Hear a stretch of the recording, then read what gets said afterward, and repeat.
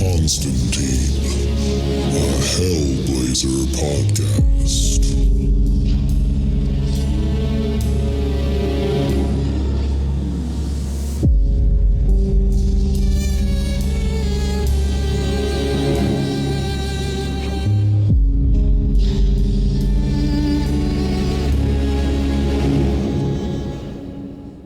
Hey there, everybody, and welcome back. Today we're reading Hellblazer number 113, and just a little catch-up on what's been going on. The character of Myrddin, also known as Myrddin, who of course is from the Tales from the Knights of the Round Table, has turned bad, and he's after something that's in a box from ancient times that supposedly King Arthur stole from him. And he has been able to successfully blackmail John into helping him find it. And of course, John doesn't want any part of helping him, so he came up with a plan of his own. He's going to find the box by himself, but there is one catch, and that catch is you need the blood of King Arthur to find the box. And luckily for John, his best friend Rich just happens to be part of that royal bloodline. And in the last issue, we saw John send Rich on a crazy mission. Of course, he didn't tell Rich exactly what he was supposed to find, just that he was supposed to go to these certain areas, find a box, and bring it home. So that is what Rich did. He was able to go to this address, talked to some elfish-looking guy. That guy showed him a pathway in the woods, which he took, and at the end of that path, Rich ended up getting transported, and eventually he made it all the way to a cave where he found the box that John was looking for. Now, in the background of that whole journey, we had Myrddin, or Merlin. His private security were following Rich the whole way, but luckily for Rich, Jack of the Green showed up and helped him escape them, and Rich was able to find the box and bring it back to John without too much fuss. So once they brought it back, of course, they opened the box, and what they found at the end of the last issue was that there was the head of a man, and that man was talking to them. And that is where we left off on the last issue. So first things first, with issue 113, we got the cover. We see John Constantine is standing, and he's smoking, and in his right hand, he is staring at the head of the man from this box. And they almost make it look like he's doing Shakespeare or something, where John should be saying, "Alas, poor Yorick, I knew him, Horatio." We can also see on this page that this is written by Paul Jenkins with art by Sean Phillips. And as we turn to the first page, we see we are exactly where we left off, with John and Rich in the kitchen, and John is staring intently at the head of the man that was in the box that is now standing on its neck stump on the countertop. And as John smokes a cigarette and thinks, his narration says, "Brian the Blessed's a nice enough lad, but he spent way too much time with his head in the box. 15 centuries to be precise. Still, he's one of the more amusing disembodied supernatural entities I've met lately." Then we see the head of Brian the Blessed look over at Rich, who has his head in his hands, almost like he can't believe what he's seeing. And Brian asks John, "What troubles our king?" And John answers, "Thinks he's still tripping, doesn't he?" Then John's narration says, "And how could you blame him? Rich has had a long day hobnobbing with the intelligentsia of the ethereal set. It's the sort of thing that can put an unsuspecting monarch years behind his kingly development. Not to mention finding out he's just carted this bloody stand-up comedian all over the country." Then we see the head of Brian the Blessed say, "It disturbs me to see our king so oddly attired and speaking so strange. I fear I'll not fit into this age of yours, sir." And John sarcastically replies, "Well, I don't know.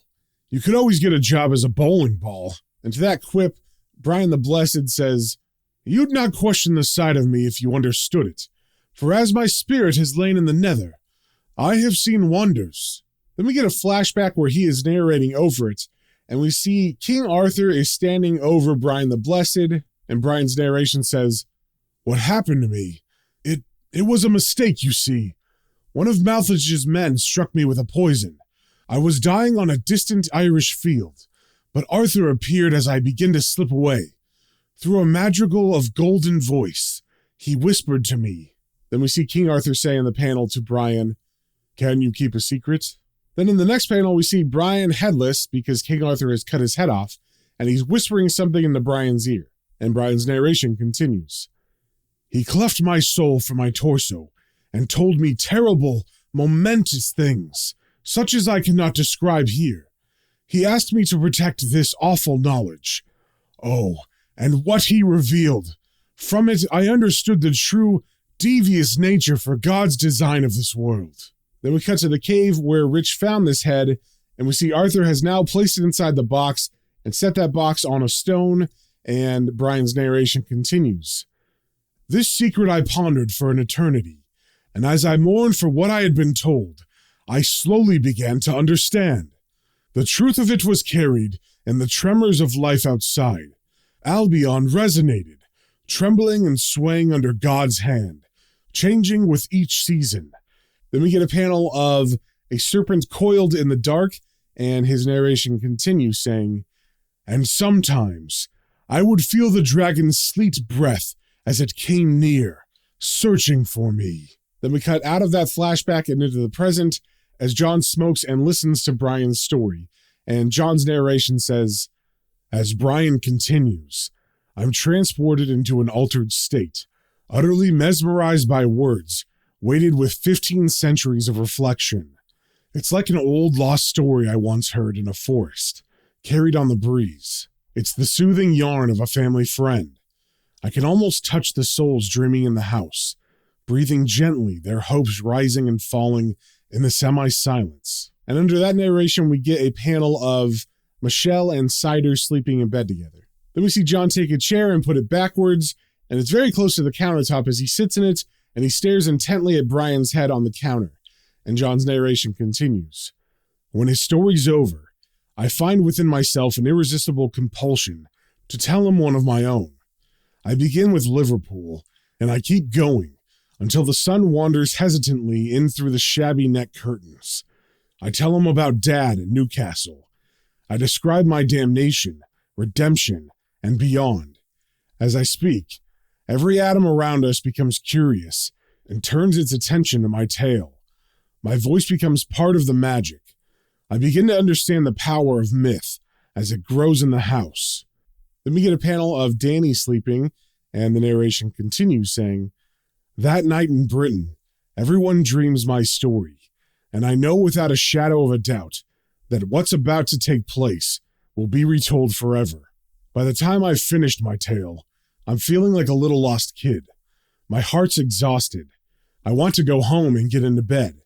I want someone else to sort it all out, or at least give me a clue where to start. And under this narration, we see John rubbing his head like he's trying to think of something, and then we get a panel of the head of Brian smiling evilly as he says, what we need, John Constantine, is a cunning plan. And we also see on this page that the name of this issue is Last Man Standing Part 4, You're Just A, and then it just leaves us hanging with an ellipses after that. Then we turn the page and we cut to Myrddin walking into an office, and someone we can't see behind the wall says, cap in hand again, Myrddin. What'll it be this time? Driving lessons for his men, probably. Then we cut to the inside of the room where Myrddin is staring at the man who said this, and Myrddin says, this is a poor time for puerile humor. And the man replies, on the contrary, it's a perfect time for it. The alternative would be to ask what the bloody hell you're playing at. Then we see another man at the table, and he is sitting in shadow, so we can't quite see his face, and he's got his hands clasped in front of his mouth, and he says to Myrddin, I've always felt highly visible and dangerous stunts like last week rather defeat the point of covert operations, Mr. Myrddin. So just what else are you doing for us these days? And then Myrddin leans forward on the table towards the man who just spoke, and he says, as I have repeatedly told you, I am manipulating affairs to suit the expansion of your interest beyond London. But Myrddin is cut off by the man who first spoke in the room, saying, yes, but your methods are hardly keeping with our Party of the Future motto, are they, old chap? Then Myrddin says, future? What a quaint notion. Then we turn the page, and we cut to John and Danny, and they are kissing on her bed. We see John's narration saying, when I kiss her, it's with a passion magnified by desperation. Then we get a panel of John, and he is telling her secrets, and she is shocked by what she's hearing. And John's narration continues, I show her secret, frail parts of me that I've never revealed to anyone. And then she's crying, and I'm totally immersed in her. Then we get a panel of Danny standing away from the bed next to the door, and John is just sitting on the bed smoking, and his narration continues. After that, I feel her watching me. She's scared and amazed and intrigued by the heavy burden of my trust. She wants to know why the intensity. Why now? Then we cut to John and Danny in bed naked after they've made love, and Danny is asleep on his chest, and John's narration continues saying, I hold her in silence, wondering if she can hear the awful secrets welling up through my skin. But I can't tell her what I'm about to do. I have nothing to offer but the familiar, comfortable place where she feels secure. See, it's the only way I know how to say goodbye. I want to go back in time, to have met her under different circumstances. I want to have been a different person. Briefly, I consider telling the truth now instead of waiting until it's too late. But before I can do anything about it, the outside blows in, and we're lost in a chunk of abstract time. So as John is laying on the bed, all of a sudden, the curtains begin to blow in the window, and I can't tell for sure, but it kind of looks like the window is closed, so it's definitely not wind. And as John begins to fall asleep on the bed, he sees the apparition of what looks like King Arthur appear, but John falls asleep exactly at that moment, and as we turn the page, we see John is inside of a dream, where he is on a beach next to a cave, and he's talking to King Arthur himself. And King Arthur is saying, I'm glad you came, John. And John, who's rubbing his head and smoking, of course, replies saying, I'm not. What you want from me? It's too much. And King Arthur replies, more for you than any other man. Who loses more when he dies? A man with something or a man with nothing? A rich man loses his possessions. A poor man loses his chance to ever have them. Then we see John bend down and grab a handful of sand, and as he lets the grains go in the wind, he says to King Arthur, You want me to put everything on the line, just like I always do. I don't want to lose her. And then King Arthur points to the cave that is on the beach, and he says to John, That is why you must go in front of the dragon. And in the mouth of the cave he's pointing at, we do see some glowing eyes and some sharp teeth shining in the darkness. And just outside of those shadows, right in front of the tunnel, we see a box.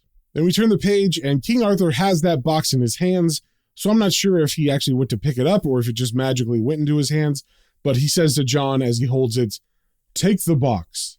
It's yours now, John. But John does not take it immediately. He actually pleads with Arthur, saying, Why won't you help me? And then Arthur walks over to him and he puts a hand on John's shoulder and he says, Don't be afraid of Myrddin.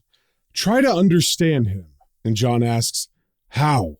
But then we get a panel of John taking the box from King Arthur's hands, and King Arthur is answering John's question, saying, Take your biggest piece of fear and lay it before him. He'll want it, John. He'll come into the light to get it. And John asks, And then what am I supposed to do? And then John opens the box and he finds a necklace with a butterfly pendant on it. And as he looks at that, Arthur says to his question, You will know. But then we turn the page and we cut to Rich's house, and we see John and Danny inside along with a bunch of their friends, and of course Michelle, Rich, and Cider. And John apparently is making them dinner. And over these panels, John's narration says, He's wrong, of course.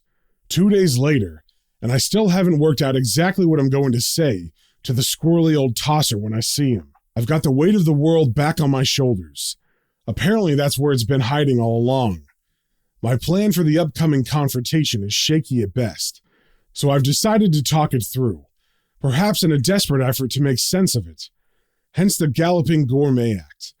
Cooking for my mates on Doomsday seems sufficiently in character, I suppose. Then we get a panel of all of John's friends eating what he has made them, and his narration continues. My mates are halfway through the stew. When I begin with the heavy shit, I start telling them the truth, which is always a bad idea in my experience. My lumpy gravy helps to cushion the blow, an unexpected benefit considering what I've told them. And we do see that all his friends, as they are eating, have paused what they're doing and stopped bringing food up to their faces. All except Cider, of course, who doesn't seem to be bothered by what John is saying. Then we get 2 panels of John walking out of the room and past Danny as she looks kind of sad. And his narration says, I don't stop talking until it's all out in the open. Now, I can only hope it's made some kind of sense, that they'll understand why I've been such a manipulative bastard. I catch a glimpse of Danny, looking at me carefully. Her face begins to betray that sublime moment of realization. I'm going to hurt her, and now she knows it. Then we cut to John sitting in the living room with his friends, who seem to be either ignoring him or just staring straight forward like they're still in shock by what he told them, and he is eating a plate of his food, And as he does, his narration continues saying, "Of course, the evening and my alarming food take their toll eventually. Everyone's had time to mull over what I've told them, but no one wants to be the first to punch my face in. Everyone seems to be waiting for something, judging by the expression on their faces. I sense a remarkable change in the attitude of my friends.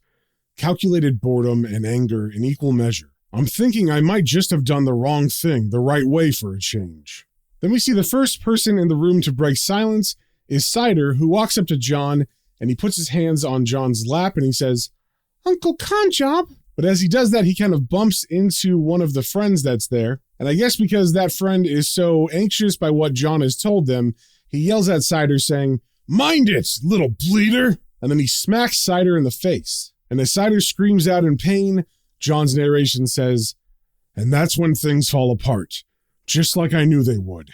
Now, the friend who hit Cider has been in this comic before, but they only mentioned his name once or twice a long time ago, and I can't remember it. So just know it is a middle-aged man who looks like he works out, and he's got a buzz haircut. And in all his previous appearances, I believe he's always been a bit high-strung. But like I said, they only mentioned his name like once or twice at the very beginning, so I'm just going to call him the friend for now.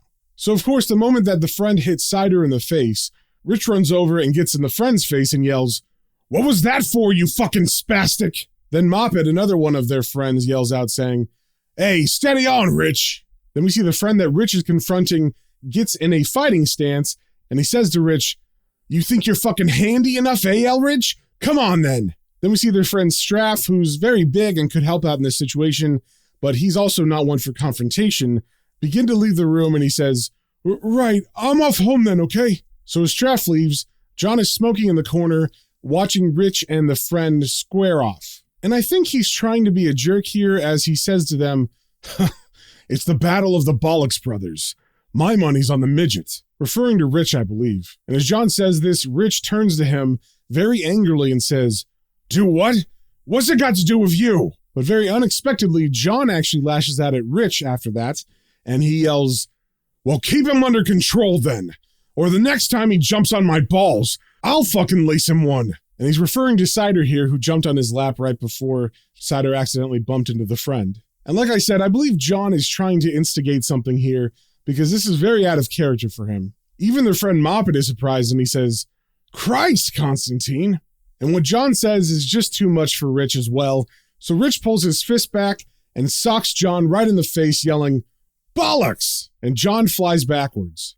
Then we turn the page and we cut to Danny's house, and we see John is sitting on her stoop, and he's drinking, and Danny is at her front door like she just found John sitting here waiting, and she says to John, "Where'd it go, testosterone boy? So what the hell was all that about?" And as John takes a drink out of the bottle, he says, "You wouldn't understand. Just leave it, all right?" And then Danny walks outside and says, "Leave it? God damn it. Just what's wrong with you, John?" And John stands up and shouts at her saying, "You're the fucking amateur psychologist. Why don't you tell me? Everyone else does." And then he mocks her, quoting her saying, "Sometimes I look in your eyes and I swear I've never seen anyone as sad as you. Fucking trite bullshit." And this, of course, hurts her feelings. Like I said, I think John is doing this on purpose. So she runs into the house and says, "You fucking jerk! You sullen prick!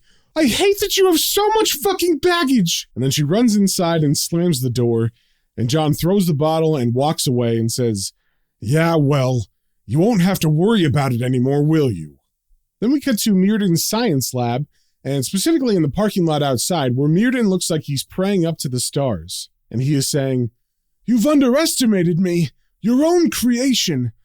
Don't think I'm blind to what you're doing. You're going to try to stop me, aren't you?" And then he bends down and picks up his briefcase and he walks inside the building saying, "Whatever you're up to, it won't work." Then we get a panel that's kind of out of nowhere, where an old woman is grabbing a punk's jacket and she's saying to him, "Listen, listen, it stopped." Then we cut back to the lab and we see inside the room where that drum is just sitting and floating, and we see a very worried male scientist run into the room asking, "What is it? What's wrong?" And the female scientist in the room who's monitoring the drum says, "The drum, it stopped beating." Then we cut to Myrddin, who is entering a different room in this facility, and there are a bunch of white crosses in the room. And hanging on those crosses are the slowly healing Knights of the Round Table. And as Myrddin enters, we see Owain struggle to say, "They're coming back." And as Myrddin puts down his briefcase, he asks, "What?" And then he walks over to Owain and he smacks him in the face and he says, "What did you say?" And Owain answers, "They're coming back." Then we get a panel of Buckingham Palace, and we see all these ravens are flying off the rooftop, and the tourists down below are pointing up at them, and a child is saying, "Look at all the ravens, Mom." Then we turn the page, and we get a panel for each of Jon's friends, and Jon's narration says, "In the week after the night that was, my mates all scattered to parts unknown, trying to stay one step ahead of their anger. So in the first panel, we see the friend that hit cider, and he is at a football match yelling, 'Chelsea, Chelsea.' Then the next panel is of Straff, who's asking his mom, 'Can I go out?' And his mom replies, 'Would you bleedin' sit still, Robert? You don't even know anyone up here in Sutherland.' Then the third panel is of their friend Moppet getting high, and as he takes a long drag of his joint, he says, 'Ah.' And then there's a friend that's actually smoking with him who's sitting on the ground next to him, and he looks up at Moppet and asks, 'Hey, Mop, remember that shifty geezer you used to hang out with? Went everywhere in his old raincoat. What's his name? Constantine. Whatever happened to him?' Then we zoom out of the conversation and we see Moppet and his friend are actually at Stonehenge, and they're resting against one of the fallen stones. Then we turn the page and we cut to Jon, who's making a phone call, and in the receiver we hear, 'Hi, you've reached Danny Wright of the Weekly World Star.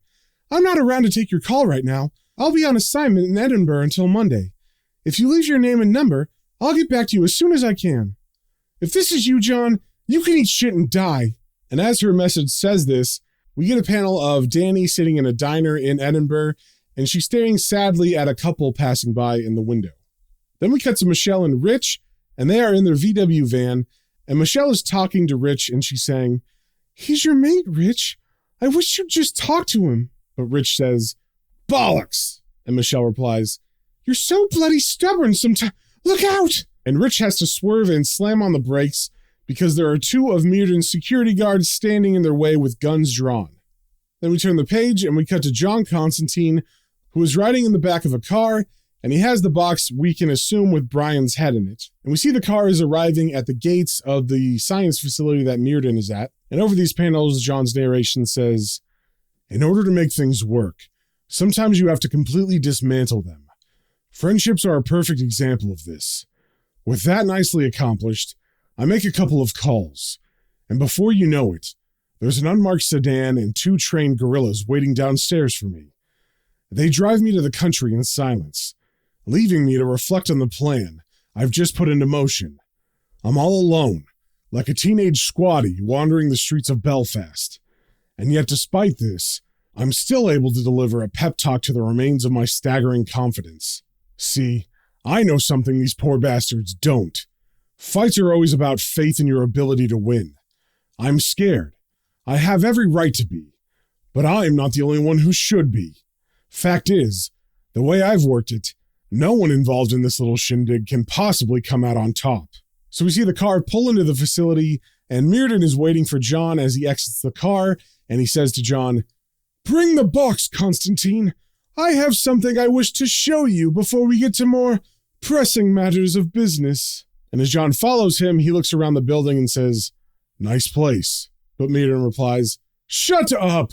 Were I to enjoy games, Constantine, I would be disappointed in you. I now suspect your rather impressive reputation is of your own invention.' And then he turns to Jon quickly and says, 'But I do not enjoy games. They tire me, and so do you, which is why I will state things very plainly. Whatever you think you're planning, it will not work, let me assure you.' And then they get to a door at the end of a hallway, and as Myrddin walks through it, he says, 'So I suggest you tread carefully, Mr. Constantine.' And as Jon follows Myrddin into the room, Myrddin turns on the light, and Jon's eyes get very wide as he stares in shock at whatever he's seeing in the room, and he exclaims, 'Jesus!' And then we get a panel of what he's seeing, and that is all of the Knights of the Round Table strung up on those white crosses. And Myrddin begins to walk into the room in between them, and he says, "You humans are interesting creatures, John Constantine." And then he kind of waves at all of the Knights of the Round Table, and he continues saying, "Your erstwhile partners against me, all the more so for the power our God has invested in them. I have often wondered why he felt it necessary to grant Arthur's men the boon of eternal life." And then he reaches out and he grabs the lower jaw, which is all that's left of the head of one of these Knights of the Round Table that are tied to the crosses. And he continues saying, "And yet leave them with such breakable bones." But John, as usual, is putting on his brave face, so he just opens his box and he says, "Give it a rest. I'm not in the mood, all right. This is what you want, isn't it?" And then he opens the box and he shows what's inside to Myrddin, and it is empty, and John smiles and says, "But there's nothing in it for you." And Myrddin runs over to John and smacks the box out of his hands and says, "What have you done with my box? What did you find inside?" And John just smiles at him and says nothing.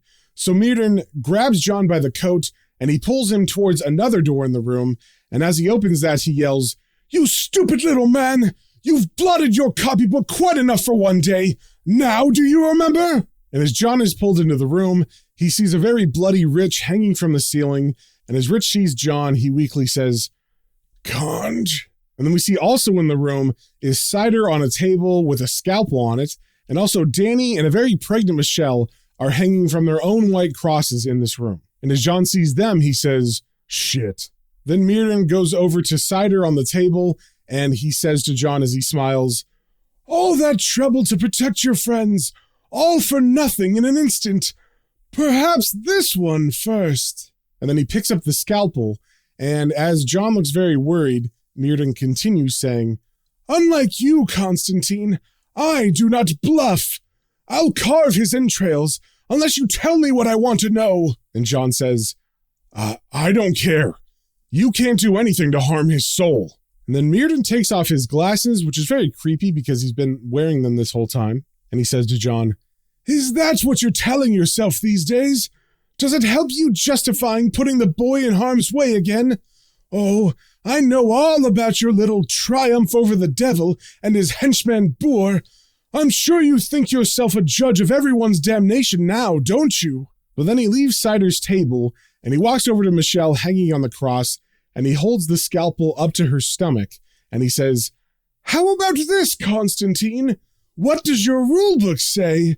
Will an unborn bastard child go to heaven or hell when it's cut screaming from its mother's belly?" And Rich, who is conscious now, begins to freak out because, of course, his wife is being threatened, and he yells out through bloody broken teeth, "Don't let him! John, please!" And John doesn't say anything. He just stands there quietly, and his narration says, "What better way to conquer a man than to bludgeon him over the head with his greatest fear? Examine this situation, and you'll find it's everything I'm afraid of. The vicious old bastard's going to kill my friends, one by one."